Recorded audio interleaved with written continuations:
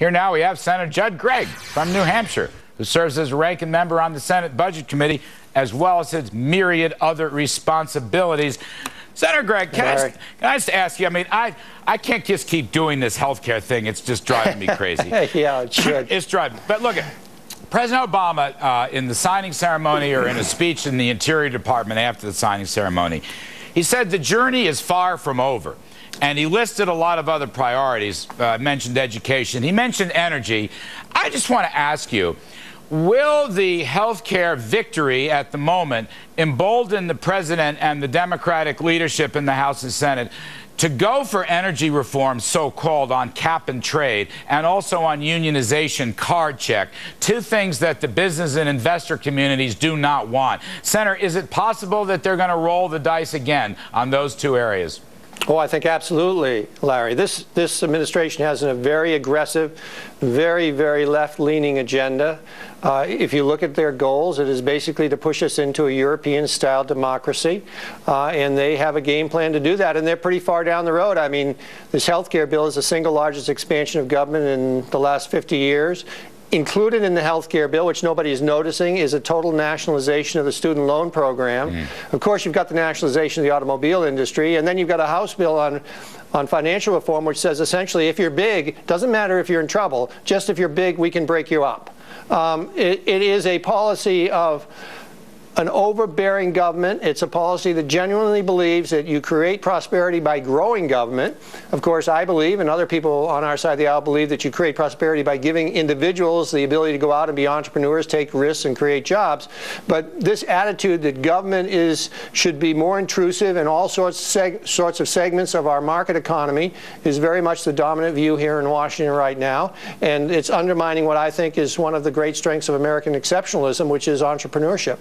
Do you think, in fact, we're going to see a revival of cap and trade?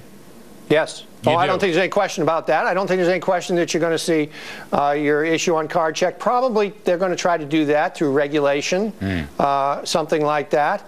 You've got these initiatives that are going forward under the health care umbrella, which are very significant in that they're not only expanding the government dramatically, but they're setting up the scenario where inevitably private insurance is simply going to be priced out of the market, and people are going to be forced onto some sort of public plan.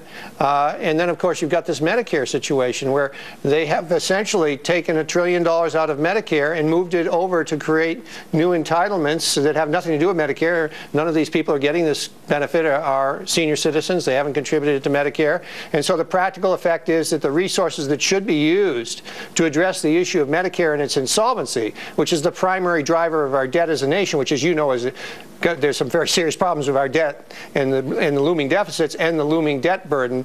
The primary resources for addressing that are being used to create more government, and the practical implications of that are that we won't be able to pay for this government. Government's going to go from 20% of GDP to 26% of GDP, and we're in deep trouble. Senator, let me, can I just get a very quick, I want to go to too big to fail, but I just want a quick take from you, a lightning take. 13 states are suing the Medicaid expansion in Obamacare. And these include Democratic states. There are Democratic governors in here as well as Republican governors because they said that we can't afford it. This is a mandate from a huge expansion of Medicaid. Now, that's different from the other entitlements in here. They say they can't afford it. What's the buzz on Capitol Hill? Are you watching this Medicaid lawsuit? They're going to run it all the way up into the courts. And they should, because basically what you're seeing here is the federal legislature and the administration pass a law which they're not willing to pay for, and they're going to move that the burden of that law, or a large percentage of it, onto the states, and that really skews the state's budget. As a former governor, I can tell you these mandates from the federal government, where the members down here in Congress pound their chests and take great credit for doing this or that's wonderful, but don't pay for it and send the bill to the states, they're really hard to deal with. Does that have any impact on the allegedly state-run private insurance exchanges, which is where the insurance subsidies, 4 times the poverty rate is going to go? In other words, if the states can somehow stop Medicaid, what does that do to these so-called private insurance exchanges where the entitlement is supposed to flow? Well, I think that we'll have to figure that out. But as a very practical matter, what they're doing with Medicaid is pushing people who might otherwise go into those exchanges, but with very significant subsidies into the Medicaid system. And one of the big problems with the Medicaid system, of course, is that doctors aren't serving Medicaid patients because the reimbursement rate is way below what they can afford to give service at. It's about 60% of their actual cost.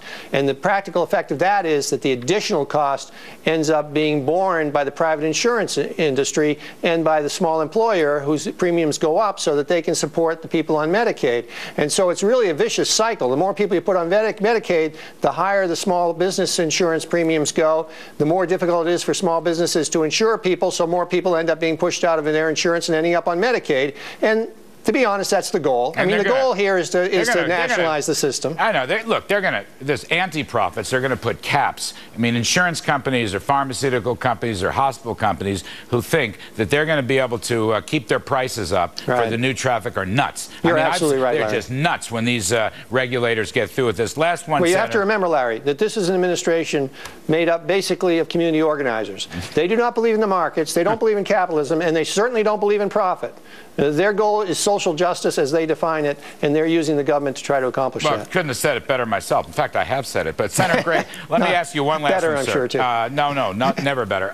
Too big to fail. Senator Shelby told this show last night that there was a chance there might actually be an end to too big to fail. And he was somewhat encouraged by the direction the Dodd bill is moving in. Could you just give me a quick one on that? Has to be an end to too big to fail. And I think Senator Corker and Senator Warner came up with a very good scenario and template to do that.